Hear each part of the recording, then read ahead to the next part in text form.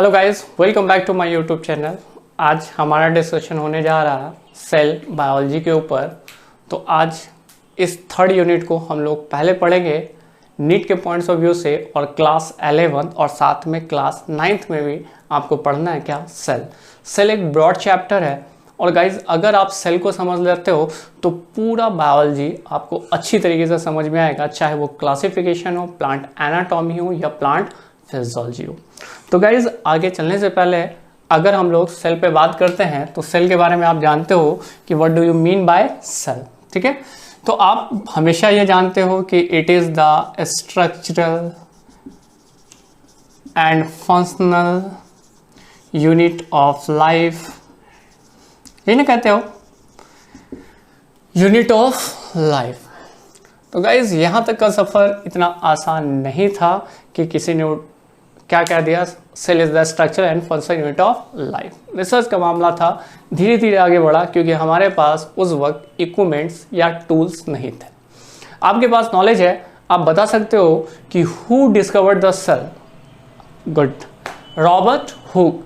Robert Hooke साहब ने इन 1665 में किसका खोज किया था? रॉबर्ट हुक साहब ने 1665 में सेल का खोज किया था? नहीं, एक्चुअल में इन्होंने अपने द्वारा खोज किया माइक्रोस्कोप का।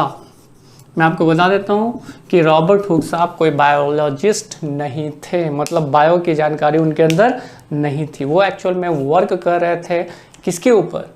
वो वर्क कर रहे थे अपने बनाए हुए एक कंपाउंड माइक्रोस्कोप के ऊपर। He was a lens maker. तो लेंस किस में आ जाता है? फिजिक्स में आ जाता है ना। तो एक्चुअल में ये फिजिक्स के ही साइंटिस्ट थे, आप ये समझ लो, ठीक है। तो एक्चुअल में ये माइक्रोस्कोप बनाए थे और उस माइक्रोस्कोप के अंदर देखने के लिए कुछ ना कुछ तो चाहिए। तो कुछ ना कुछ में उन्होंने पतला सा एक पीस लिया, a piece of, thin piece भी चल सकता है, डजेंट मैटर, ऑफ कॉर्क। अब ये कॉर्क कौन सा होता है? वो वाला तो नहीं सर जो खेलते हैं लोग ठंड वाले टाइम में, नहीं गाइज, वो कॉर्क नहीं है यहाँ पे। ये कॉर्क होता है जो प्लांट में पाया जाता है। प्लांट का जो बार्क होता है ना, उसे कॉर्क कहते हैं। उसको बहुत पतला सा पीस काटा और अपने बनाए हुए माइक्रोस्कोप के अंदर इन्होंने ऑब्जर्व किया। तो सर क्या ऑब्जर्व किया? ऑब्जर्व यही किया कि इस तरह का हनी कोम्ब लाइक स्ट्रक्चर इनको दिखना स्टार्ट हो गया। किसके अंदर? उस माइक्रोस्कोप के अंदर। और इस एक्चुअल में थे वो लैटिन के, वरना हिंदी में होते तो कुछ और बोलते हैं।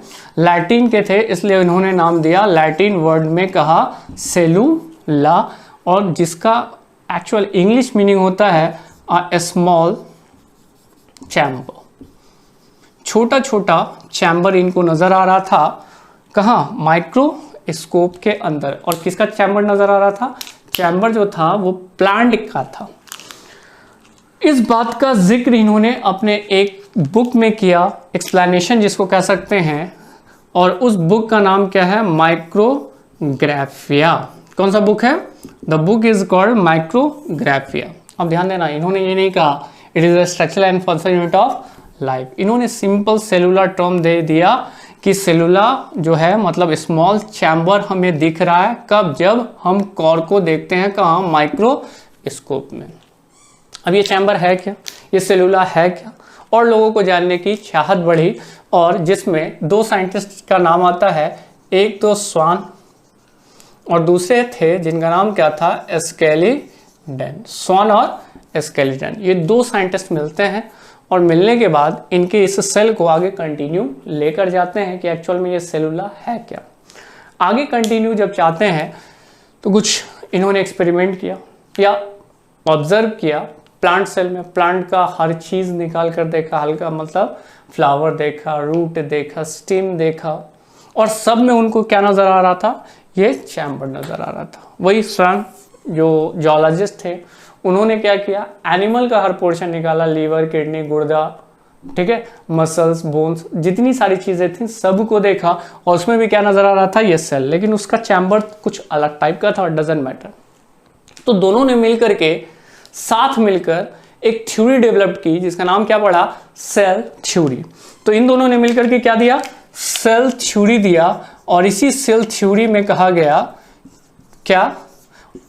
It is the structure and function unit of life, मतलब जितनी भी लिविंग ऑर्गेनिज्म है उन सारे लिविंग ऑर्गेनिज्म के अंदर क्या पाया जाएगा, सेल पाया जाएगा। ये बात किसने कहा, स्केलेटन ने और स्वान ने। वही स्केलेटन साहब ने क्या देखा, जब प्लांट पे उन्होंने स्टडी किया तो प्लांट में उन्हें बाहर एक मोटा सा परत नजर आ रहा था जिसको इन्होंने नाम दे दिया सेल वॉल। लेकिन वही स्वान साहब जब देखते हैं एनिमल सेल में, तो एनिमल सेल में सेल वॉल मौजूद नहीं था, जिस कारण इन्होंने कहा कि सेल वॉल एब्सेंट रहता है किसमें, एनिमल सेल में, लेकिन हाँ एक पतला सा झिल्ली पाया जाता है, that is called plasma membrane. कौन सा मेम्ब्रेन, प्लाज्मा मेम्ब्रेन। इन दोनों की अच्छी चल रही थी कहानी, लेकिन बीच में आ जाते हैं रुडोल्फ विर्को और क्वेश्चन क्या एराइज होता है, क्वेश्चन ये एराइज होता है कि चलो ठीक है सेल ये काम करता है वो काम करता है पूरा हमारे बॉडीज में वगैरह वगैरह सारी बात हम मान ली, लेकिन ये आप बताओ कि सेल आया कहाँ से। मैं अगर आपसे पूछूं ये मार्कर कहाँ से आया तो आप तो कह सकते हो सर दुकान से आपने खरीद के लाया। दुकान वाले ने कहाँ से खरीद करके लाया, तो सर दुकान वाले कंपनी से खरीद के लाएंगे जो बना रहा होगा। क्लियर है, ये प्लास्टिक का बना ऐसे ऐसे करके मशीन में डाल के बना दिया जाता। तो उसी तरह का एक सवाल उठा कि सेल आया कहाँ से, सेल बनाया कौन। तो एक्चुअल में रुडोल्फ विर्को ने इस बात का जवाब दिया और लैटिन में वो भी जवाब देते हैं, और लैटिन में वो कहते हैं ओमनीज सेलुला आसेलुला। ध्यान देना, यहाँ तक का जो सफ़र था, ये वर्ड किसने कहा, ये वर्ड कहा गया एक साइंटिस्ट के द्वारा जिनका नाम था रुडोल्फ विर्को। ठीक है, रुडोल्फ विर्को साहब, ये नीट का सवाल पूछा भी जा चुका है कि हु गेव द टर्म ओमनीज सेलुला आसेलुला, एक्चुअल में देने वाले साइंटिस्ट का नाम है रुडोल्फ विर्को। आगे बात समझना, रुडोल्फ विर्को साहब की जो बात है वो क्या थी एक्चुअल में। ये तो लैटिन वर्ड है और लैटिन वर्ड आप नहीं जान रहे हो, हम खुद नहीं जान रहे हैं। इन्होंने कहा कि cell arising from pre-existing cell, pre-existing cell। Cell जो आएगा वो कहाँ से आएगा भैया, आसमान से ज़मीन से नहीं। सेल जब भी आएगा वो अपने ही तरह के किसी सेल से आएगा। ये बात किसने कहा, रुडोल्फ विर्को ने कहा, लैटिन में कहा, लेकिन मीनिंग ये होता है। इस पॉइंट्स को भी कहाँ जोड़ दिया गया, सेल थ्योरी में जोड़ दिया गया, और ये सेल थ्योरी आगे कंटिन्यू चलने लगी। लेकिन एक ऐसा है जो सेल थ्योरी पे पुट नहीं बैठता है और वो वायरस है। कौन है, वायरस। तो सर कोरोना वाला वायरस तो नहीं गाइस, कोरोना वायरस भी या फिर जितने सारे वायरस, HIV वायरस के बारे में आप जान रहे हो, हेपेटाइटिस B वायरस के बारे में जाने, हेपेटाइटिस A वायरस, मतलब जितने भी सारे वायरस हैं, कोई भी वायरस इस सेल थ्योरी पे पुटअप नहीं होता। ये बात आपको याद रहेगा। ये था छोटा मोटा पॉइंट्स किसके बारे में, सेल के बारे में। एक्चुअल में मज़ा तो आगे आने वाला है जब हम लोग सेल और उसके टाइप के बारे में बात करने जा रहे हैं। तो गाइज इसका जल्दी से आप स्क्रीनशॉट लो, इसके बाद अगले पॉइंट्स पे मैं आ रहा हूँ। हाँ तो गाइज इसके बाद आके हम लोग सेल के टाइप को देखेंगे कि सेल जनरली दो तरह का होता है जो आपको पढ़ना है। ठीक है, वो कौन कौन सेल है। पहला है जिसे आप कहोगे प्रोकैरियोटिक सेल, और दूसरा है जिसे कहोगे यूकैरियोटिक सेल। ठीक है, अब एक बात अपने दिमाग में नोट कर लो, ये prokaryotic cell always in unicellular form, they never be multicellular. ये हमेशा कैसा होगा गाइस, यूनिसेलुलर। कौन सा, prokaryotic cell. Prokaryotic cell multicellular नहीं होता है, आज तक कोई भी इसको मल्टीसेलुलर फॉर्म में नहीं देखा। लेकिन यूकैरियोटिक सेल दो तरह के हो सकते हैं, they may be unicellular, they may be multicellular. तो यहाँ पे दो तरह के यूकैरियोटिक सेल हो सकते हैं, यूनिसेलुलर भी और मल्टीसेलुलर भी। अब आते हैं गाइस यूनिसेलुलर। एग्जाम्पल ही आपके लिए ज़्यादा इंपॉर्टेंट रहेगा। यूनिसेलुलर में आपने नाम सुना होगा एल्गी के बारे में, या फिर अगर आप कहो तो मैं कहूँ प्रोटोजोआज। ठीक है, ये दोनों जो है वो यूनिसेलुलर यूकैरियोटिक सेल। और मल्टीसेलुलर में आ जाओ तो हम लोग हो गए कोई प्लांट। ठीक है, प्लांट कौन सा, मल्टीसेलुलर प्लांट, या फिर कोई एनिमल्स।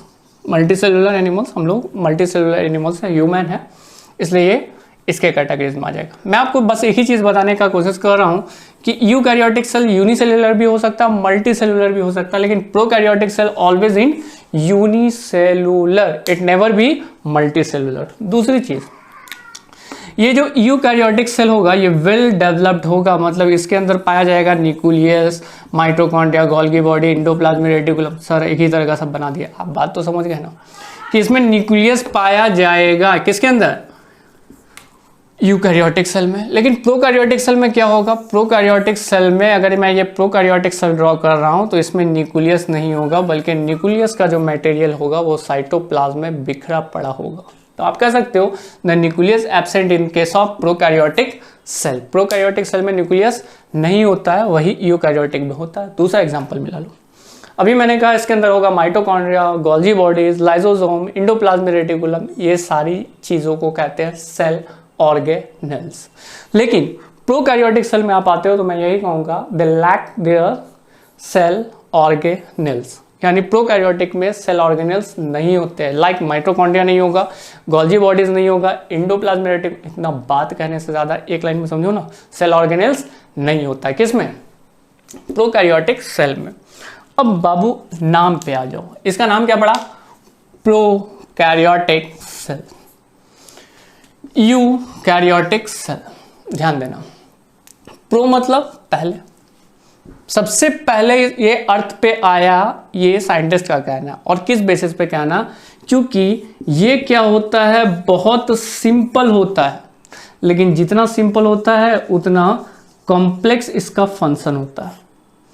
इसका स्ट्रक्चर कैसा होता है, स्ट्रक्चर बहुत सिंपल होता है, लेकिन फंक्शन क्या है, बहुत कॉम्प्लेक्स है, क्योंकि छोटी सी चीज में इतना ज्यादा काम कर लेता है कि जो हमारा सेल नहीं कर पाता। मतलब एक ही सेल इसका क्या करेगा, सारा काम करेगा। रिप्रोडक्शन भी एक ही सेल करेगा, रिप्रोडक्शन के बाद रेस्पिरेशन भी यही सेल करेगा, रेस्पिरेशन के साथ साथ यही सेल है जो मेटाबोलाइजेशन भी करेगा। मतलब all the function can perform by a cell.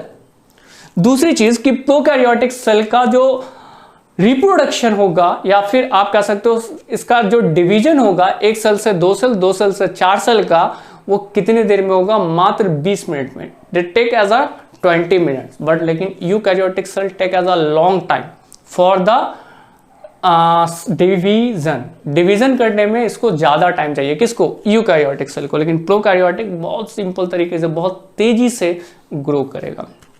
इसलिए साइंटिस्ट का यह मानना है कि इस दोनों सेल में अर्थ पे सबसे पहले कोई आया होगा तो वो सेल होगा प्रोकैरियोटिक सेल।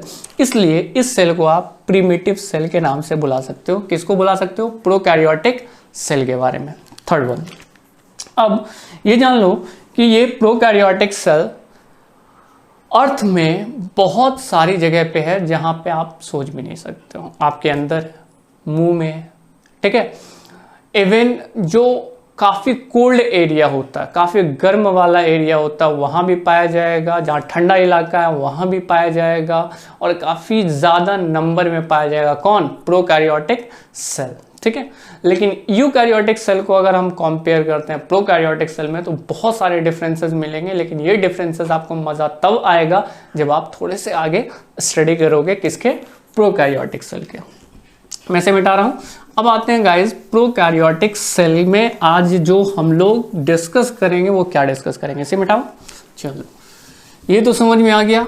आज हमारा हेडिंग है प्रोकैरियोटिक सेल। आप कॉपी पे प्रोकैरियोटिक सेल के बारे में तो इतना सीख लिए, आगे प्रोकैरियोटिक सेल का स्ट्रक्चर ड्रॉ करेंगे। ये गाइस मैंने बनाया इसका प्लाज्मा मेम्ब्रेन। चलिए ठीक है सर, प्लाज्मा मेम्ब्रेन के बाद ये जो सेकंड लेयर है मैं इसको बना रहा हूं, this is called cell wall. ये भी सर सही है। थर्ड लेयर, और थर्ड लेयर जो है वो बन गया। सर 3 लेयर होगा गाइस, ये 3 लेयर भी हो सकता है, 2 लेयर भी हो सकता है, या 1 लेयर भी हो सकता है। वो कैसे, आप आ जाओ पहले इस पर। एक्चुअल में ये सबसे बाहर जो लेयर है दिस इज कॉल्ड म्यूसिलेज। आप किस नाम से बुलाओगे, म्यूसिलेज के नाम से। जो सबसे बाहर लेयर हो भी सकता है और नहीं भी, मतलब है भी और नहीं भी, मतलब है भी है नहीं भी, मतलब ये है कि कुछ ऐसे बैक्टीरिया हैं जिसके पास ये म्यूसिलेज लेयर होता है और कुछ ऐसे बैक्टीरिया जिसके पास ये म्यूसिलेज लेयर नहीं होता है, इसलिए दे मे बी और मे नॉट बी। कौन सा layer? The layer is called mucilage. ये समझ में आ गया? अब समझो, अगर म्यूसिलेज लेयर है, ठीक है, तो दो कंडीशन हो सकता है। चाहे तो ये थिक हो सकता है, किसका लेयर? म्यूसिलेज का। अगर ये थिक होगा तो आप इसे बुलाओगे कैप्सूल, और अगर ये थिक लेयर नहीं रहा बल्कि क्या रहा? थिन लेयर रहा, तो ऐसे को आप कहोगे स्लाइम लेयर, ठीक है, पतला दुबला। तो गाइस फिर से आ जाओ, द बैक्टीरिया मे कंटेन, या prokaryotic cell may contain mucilage, may contain, not 100% sure, ठीक है। म्यूसिलेज लेयर हो भी सकता है और नहीं भी हो सकता है। If they are present, the two condition will occur. First one, they may be thick, and second one, they may be thin. अगर ये थिक होगा तो आप बुलाओगे कैप्सूल, और अगर ये थिन होगा तो आप कहोगे स्लाइम लेयर। किसको? म्यूसिलेज। म्यूसिलेज के फंक्शन पे आते हैं, और फंक्शन बड़ा शॉर्ट में आपको याद हो गया। कैसे? पहला, म्यूसिलेज लेयर प्रोवाइड करेगा क्या? स्टिकी नेचर, मतलब चिपचिपे नेचर का, चिपचिपा नेचर अब मैं बता रहा हूं। दूसरा, ये इसको वायरुलेंट प्रोवाइड करता है, मतलब खतरनाक, पॉइजनस बनाता है, इसको ज्यादा खतरनाक बनाता है। कौन सा layer? The layer is called mucilage. अब बात समझना, बहुत सारे ऐसे बैक्टीरिया जिसके पास ये लेयर नहीं होता है। कौन सा लेयर? म्यूसिलेज। लेकिन कुछ बैक्टीरिया हैं जिसके पास ये म्यूसिलेज लेयर होगा बाय नेम ऑफ कैप्सूल और स्लाइम लेयर। तो जिस बैक्टीरिया के पास कैप्सूल होगा विच इज कॉल्ड कैप्सुलेटेड। और गाइस कैप्सुलेटेड का एक दो एग्जांपल अगर आप याद रख लेते हो तो नीट में कहानी खत्म। और ये क्या कहानी खत्म होगा? पहला एग्जांपल है guys staphylococcus aureus. Staphylococcus aureus के बाद दूसरा लिख देते हैं गोनोकोकस, और गोनोकोकस के बाद अगला जाओ न्यूमोकोकस।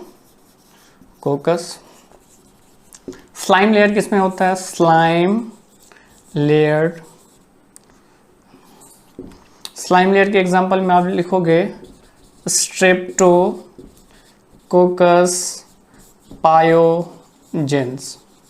ठीक है गाइस, तो पहले आप मेरी बात समझ लो। मैंने कह दिया यहाँ पे कि ये जो म्यूसिलेज लेयर है अगर ये ठीक होगा तो ये कहलाएगा कैप्सूल, और ये कैप्सुलेटेड वाला बैक्टीरिया कौन है? Staphylococcus aureus. अब ऑरियस के बारे में आप बात समझो। ये ऑरियस एक्चुअल में काउज करता है फूड पॉइजनिंग। क्या काउज करता है? Food poisoning. जनरली अगर आप घर में चावल वगैरह रख दो, खासकर गर्मी का अगर वो टाइम है तो, जैसे अभी का टाइम, 1 से 2 दिन में चावल में क्या हो जाएगा? स्टिकी नेचर डेवलप कर जाएगा। और मैंने कहा कि म्यूसिलेज किस नेचर का होता है? स्टिकी नेचर, चिपचिपे नेचर का होता है। तो एक्चुअल में उसमें बैक्टीरिया ग्रो कर जाएगा जिसका नाम क्या है? Staphylococcus aureus. अगर वो चावल किसी को खिला दिया जाए या आप खा लोगे तो आपको क्या होगा? फूड पॉइजनिंग हो जाएगा। किसके कारण? स्टेफाइलोकोकस ऑरियस के ग्रो कर जाने के कारण। क्लियर है? तो staphylococcus can cause food poisoning and staphylococcus contain capsule. Clear है? दूसरा है गोनोकोकस। गोनोकोकस काउज करता है क्या? गोनोरिया। और गोनोरिया को आपने 10th में पढ़ा होगा, सेक्सुअल ट्रांसमिटेड डिजीज है ये। उस बैक्टीरिया के पास भी कैप्सूल होता है। नेक्स्ट है pneumococcus. They may cause pneumonia. Generally respiratory problem होता है, जैसे अभी कोविड-19 में हो रहा, सेम काइंड का कंडीशन होगा, रेस्पिरेशन को ब्लॉक कर देगा। They may cause death and this pneumonia also contain capsule. अगला आता है guys slime layer. Slime layer में है स्ट्रेप्टोकोकस पायोजेंस। ये पस फॉर्मिंग बैक्टीरिया है, और ये बैक्टीरिया जहां इन्फेक्शन होगा उस जगह पे पस फॉर्म करेगा। कौन बैक्टीरिया? Streptococcus pyogenes. और इसमें मोटा लेयर नहीं बल्कि पतला लेयर पाया जाता है। किस चीज का? म्यूसिलेज का। That's why it is called slime layer. तो ये एग्जांपल नीट के लिए आपका इंपॉर्टेंट होगा, आप इसको जल्दी से उतार लो। और 2 बात याद रखना, स्टिकी नेचर और वायरुलेंट मेंटेन करता है कौन? म्यूसिलेज। क्लियर है? आगे चलते हैं गाइस। इसके बाद सेकंड लेयर जो आपको दिख रहा है ये एक्चुअल में है गाइस क्या, सेल वॉल। और सेल वॉल के बेसिस पे बैक्टीरिया दो तरह का होगा, एक जिसे आप कहोगे क्या, ग्राम पॉजिटिव बैक्टीरिया, और दूसरा जिसे आप कहोगे क्या, ग्राम निगेटिव बैक्टीरिया। तो बैक्टीरिया दो तरह का, एक ग्राम पॉजिटिव बैक्टीरिया और एक ग्राम निगेटिव बैक्टीरिया। किसके बेसिस पे, on the basis of cell wall. लेकिन दो तो हर कोई पढ़ाता है, एक और पढ़ लो आप, जिसको आप क्या कहोगे, ग्राम वेरिएबल। ठीक है, एक्चुअल में मैं आपता हूं ये ग्राम ग्राम ग्राम ग्राम, कितना ग्राम सर, 10 ग्राम 20 ग्राम, नहीं वो ग्राम नहीं है। एक्चुअल में ये जो ग्राम है ये एक साइंटिस्ट का नाम है जिनका नाम है क्रिश्चियन ग्राम। इन्होंने स्टेनिंग प्रोसेस दिया था और स्टेनिंग प्रोसेस से बैक्टीरिया को स्टेन किया जा सकता है माइक्रोस्कोप में देखने से पहले। अगर आप स्टेन नहीं करोगे तो बैक्टीरिया ट्रांसपेरेंट नेचर का होता है, तो माइक्रोस्कोप में आपको दिखेगा नहीं। लेकिन क्रिश्चियन ग्राम ने स्टेनिंग प्रोसेस के हेल्प से बैक्टीरिया को देखने में बहुत हेल्प किया। ठीक है, यानी ये स्टेन कर देते थे, बैक्टीरिया भी किस नेचर का, ट्रांसपेरेंट नेचर का, कुछ नहीं दिखेगा। तो सर रेड रेड रेड, तो ये रेड से मैंने घेरा है ना। लेकिन अगर यही पूरा कलर हो जाएगा तो आपको बैक्टीरिया देखना स्टार्ट हो जाएगा, that is called staining process. और क्रिश्चियन ग्राम साहब ने स्टेनिंग प्रोसेस के बेसिस पे स्टेन किया और बैक्टीरिया को जब माइक्रोस्कोप में देखा तो ये दो तरह का था, एक ग्राम पॉजिटिव। ग्राम positive bacteria generally blue colour का होता है, जनरली। ठीक है, ब्लू टू ब्लैक भी इसका कलर हो सकता है, लेकिन आप याद रखना कौन सा कलर, ब्लू टू ब्लैक। जब आप स्टेन करोगे ना और स्टेन करके माइक्रोस्कोप में देखोगे, और अगर वो ग्राम पॉजिटिव बैक्टीरिया है तो उसका कलर कैसा दिखेगा, थोड़ा सा लो ब्लैक भी कर देते हैं, ब्लू टू ब्लैक कलर। किसकी वजह से, कौन सा केमिकल की वजह से ये स्टेन होता है, तो उस केमिकल का नाम है मिथिलीन ब्लू। नीट के लिए काफी इंपॉर्टेंट हो सकता है। ठीक है, पहली बात, ग्राम पॉजिटिव बैक्टीरिया ब्लू कलर से ब्लैक कलर के बीच में दिख सकता है, और ये एक्चुअल में स्टेन होता है केमिकल से जिसका नाम क्या है, मिथिलीन ब्लू। लेकिन गाइस ग्राम निगेटिव बैक्टीरिया जो होता है वो भी दिखेगा, लेकिन उसका कलर अलग दिखेगा। ठीक है, ये पिंक टू रेड कलर का हो सकता है, पिंक तो मेरे पास है नहीं, काम चला लो समझ करके, पिंक टू रेड कलर का हो सकता है, और ये एक्चुअल में स्टेन होता है एक केमिकल से, जिस केमिकल का नाम है सैफ्रानीन। ठीक है, ये केमिकल ज्यादा इंपॉर्टेंट है, याद रखना, ये सैफ्रानीन से स्टेन होता है। तो याद रहेगा, gram negative bacteria pink to red colour का होता है, gram positive bacteria blue to black colour का होता है। इसमें स्टेन होता है मिथिलीन ब्लू और इसमें स्टेन होता है सैफ्रानीन। अब आ जाओ, ग्राम वेरिएबल अभी बचा हुआ है। ग्राम पॉजिटिव बैक्टीरिया जो होगा, उस ग्राम पॉजिटिव बैक्टीरिया में जो सेल वॉल होगा वो कैसा सेल वॉल होगा, उसका सेल वॉल होगा थिक, और ग्राम निगेटिव बैक्टीरिया का सेल वॉल कैसा होगा, थिन। याद रहेगा, यहां भी थिक और थिन का ही कंडीशन चलेगा। ग्राम पॉजिटिव, आप सोचो पॉजिटिव थोड़ा मोटा लिखा था और निगेटिव कैसा लिखा था, पतला लिखा था। तो ग्राम पॉजिटिव बैक्टीरिया का सेल वॉल कैसा, थिक, और ग्राम निगेटिव बैक्टीरिया का सेल वॉल कैसा, थिन। ग्राम पॉजिटिव बैक्टीरिया कौन सा कलर करेगा, ब्लू टू ब्लैक, और ग्राम निगेटिव बैक्टीरिया कौन सा कलर करेगा, रेड टू पिंक। ठीक है, आगे आते हैं गाइस।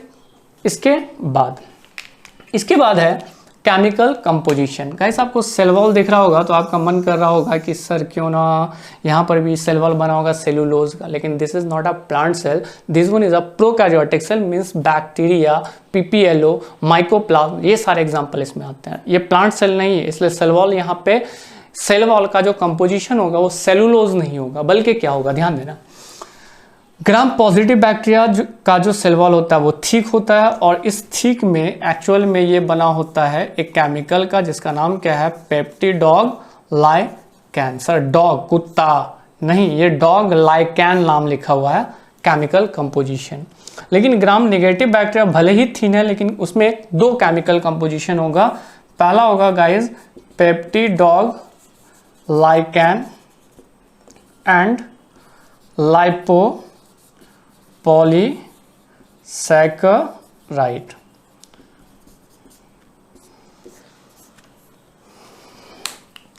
अब याद रहेगा, ग्राम पॉजिटिव बैक्टीरिया केमिकली किस चीज का बना है, सिर्फ एक केमिकल कंपोजिशन का, उसका नाम क्या है, पेप्टिडोग्लाइकैन ऐसे तोड़ तोड़ के बोलना है नहीं बाबू, एक बार में ही बोलना है पेप्टिडोग्लाइकन, ठीक है।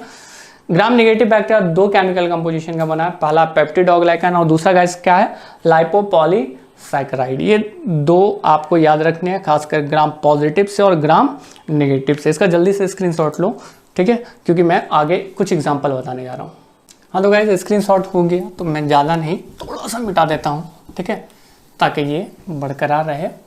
आगे आते हैं गाइस, आगे हम ये बताने जा रहे हैं कि कौन कौन सा बैक्टीरिया जो ग्राम पॉजिटिव होता है, कौन कौन सा बैक्टीरिया ग्राम नेगेटिव होता है। सबसे पहले ग्राम पॉजिटिव में आप एग्जांपल लिखोगे, किसका एग्जांपल, ग्राम पॉजिटिव बैक्टीरिया का, और ये एग्जांपल नीट के पॉइंट्स ऑफ व्यू से आपको याद रखने हैं, ठीक है। कौन कौन सा एग्जाम्पल हो जाएगा, एग्जाम्पल हो जाएगा क्लोस्ट्रीडियम स्पेसीज। क्लोस्ट्रीडियम स्पेसीज में कुछ बैक्टीरिया होता है जिसमें आप नाम जानते हो, क्लोस्ट्रीडियम टेटानी, जो टेटनस काउज करता है। हाथ पैर कटने पे जो हम इंजेक्शन लेते हैं दैट इज कॉल्ड टेटवैक, वो एक वैक्सीन है, वो कोई एंटीबायोटिक नहीं है, this one is a vaccine. तो लेकिन वो वैक्सीन्स हमें कुछ ही समय के लिए हमारे बॉडीज में प्रोवाइड करता है, क्या, एंटीबॉडीज, कुछ समय के लिए। तो सर ये एंटीबॉडीज वगैरह क्या बोल रहे हैं, मतलब ये आपको बताना का हम कोशिश कर रहे हैं कि ये जो क्लोस्ट्रीडियम स्पेसीज के बारे में मैं बात कर रहा हूँ, ये क्लोस्ट्रीडियम स्पेसीज वही स्पेसीज है जो काउज करता है क्या, टेटनस। इसमें भी बहुत सारे स्पेसीज आते हैं, क्लोस्ट्रीडियम टेटानी, क्लोस्ट्रीडियम वेल्चाई वगैरह वगैरह। तो क्लोस्ट्रीडियम स्पेसीज क्या है, gram positive bacteria. Clostridium species के बाद दूसरा बात करते हैं तो वो है बैसिलस, ठीक है। बैसिलस के बाद थर्ड एग्जांपल आप लिख लोगे माइकोबैक्टीरियम। बात समझ में आ रही है। तो ये कुछ एग्जांपल हो गए किसके, ग्राम पॉजिटिव बैक्टीरिया के लिए। और आपको एग्जांपल याद रखना बहुत ज़रूरी है कि कौन कौन बैक्टीरिया जो ग्राम पॉजिटिव है, तो क्लोस्ट्रीडियम, बैसिलस और माइकोबैक्टीरिया, ठीक है। जो दुनिया का सबसे छोटा सेल के नाम से जाना जाता है दैट इज कॉल्ड ऐसे एक मिनट माइकोप्लाज्म लिखना था, माइकोबैक्टीरिया लिखा गया, बैक्टीरिया इतना ज़्यादा पढ़ा दिया ना। माइकोप्लाज्म इस दुनिया का सबसे छोटा, द स्मॉलेस्ट सेल, ठीक है, दुनिया का सबसे छोटा सेल यही है, ठीक है, माइकोप्लाज्म। लेकिन दुनिया का सबसे बड़ा सेल कौन है, तो आपका फट से जवाब निकलेगा ऑस्ट्रिच एग। लेकिन बाबू ये ऑस्ट्रिच एग एक यूकैरियोटिक सेल है, मैं आपसे बात करूँ प्रोकैरियोटिक सेल में। तो प्रोकैरियोटिक सेल में आप लिखोगे यूप्लोसियम फिसेलसोनी। यूप्लोसियम फिसेलसोनी जो है वो लार्जेस्ट प्रोकैरियोटिक सेल है, लार्जेस्ट प्रोकैरियोटिक सेल है। दुनिया का सबसे बड़ा प्रोकैरियोटिक सेल कौन है, यूप्लोसियम फिसेलसोनी। एक्चुअल में ये एक ब्रॉन्ज सर्जन फिश के अंदर पाया जाता है, अंदर पाया जाए या बाहर पाया जाए, फिलहाल तो आपको ये याद रखना है यूप्लोसियम फिसेलसोनी is a largest prokaryotic cell in the world, ठीक है। आगे आते हैं, ये तो मैंने कुछ एग्जांपल लिखा है किसके बारे में, जो ग्राम पॉजिटिव का एग्जांपल है। अगला आते हैं ग्राम नेगेटिव बैक्टीरिया में। ग्राम नेगेटिव बैक्टीरिया के पहले एग्जांपल में ये कौन सा एग्जांपल लिखा रहे हैं, ग्राम नेगेटिव का। तो ग्राम नेगेटिव में आप लिखोगे साल्मोनेला टाइफी कर देते हैं। टाइफाइड के बारे में सुने हो ना, टाइफाइड काउज करने वाला bacteria that is called salmonella typhi. ये साल्मोनेला टाइफी जो है वो कौन सा बैक्टीरिया, ग्राम नेगेटिव बैक्टीरिया। और ग्राम नेगेटिव बैक्टीरिया में मैंने आपको कहा पेप्टिडोग्लाइकन या लाइपोपॉलीसैकेराइड, ये दो केमिकल कंपोजिशन पाया जाएगा। अब जो लाइपोपॉलीसैकेराइड को आप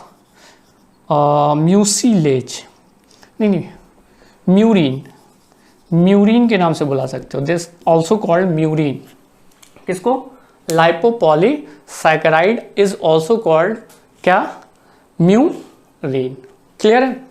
अब आते हैं गाइज साल्मोनेला टाइफी के बाद सेकंड एग्जांपल है इकोलाई, तो नाम सुना होगा। E coli is also a gram negative bacteria.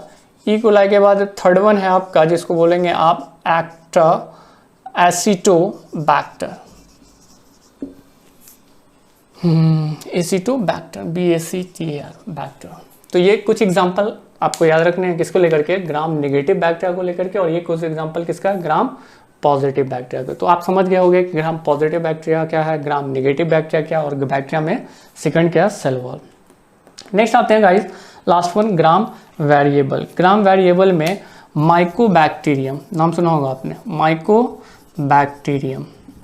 ये जो बैक्टीरिया है ना माइकोबैक्टीरियम, ये स्पेसीज इसका हो जाएगा, इसी को बोलते हैं माइकोबैक्टीरियम ट्यूबरक्लोसिस, टीबी वाला बैक्टीरिया। टीबी वाला बैक्टीरिया इस ग्राम स्टेनिंग से स्टेन नहीं होता, ना ही वो ब्लू कलर का स्टेन होगा, ना ही रेड कलर का स्टेन होगा। याद रखना, बहुत इंपॉर्टेंट है एग्जामिनेशन पॉइंट्स ऑफ व्यू से कि ग्राम वेरिएबल बैक्टीरिया कौन है, तो माइकोबैक्टीरियम स्पेसीज। ठीक है, माइकोबैक्टीरियम स्पेसीज, और इसमें कौन हो जाएगा, माइकोबैक्टीरियम ट्यूबरक्लोसिस, एम ट्यूबरक्लोसिस लिख दें, ट्यूबरक्यूलोसिस नाम सुना होगा टीबी के बारे में, या फिर कह सकते हैं एम लेप्रोसी। लेप्रोसी किसको कहते हैं पता है, कोढ़ को, हाथ पैर नहीं खराब हो जाता है, दैट इज कॉल्ड लेप्रोसी। ये दोनों स्पेसीज में से कोई भी स्पेसीज ग्राम स्टेनिंग नहीं करता है, उसको जब स्टेन करोगे तो ग्राम से स्टेन नहीं होगा, ना ही उसमें ब्लू कलर चलेगा, ना ही रेड कलर का चलेगा। तो ऐसे बैक्टीरिया को हम लोग नाम देते हैं ग्राम वेरिएबल। और ग्राम वेरिएबल में पहला तो आपका हो गया माइकोबैक्टीरियम स्पेसीज, दूसरा आप लिख सकते हो पीपीएलओ, प्लूरोन्यूमोनिया लाइक ऑर्गेनिज्म। ये भी क्या होता है, ग्राम वेरिएबल होता है। पीपीएलओ जो बैक्टीरिया है ये एक्चुअल में इसके पास सेल वॉल होता ही नहीं, ठीक है, जिसकी वजह से इसका कोई अपना डेफिनेट शेप नहीं होता, ये हमेशा अपने शेप को चेंज करता रहता है। कौन, पीपीएलओ।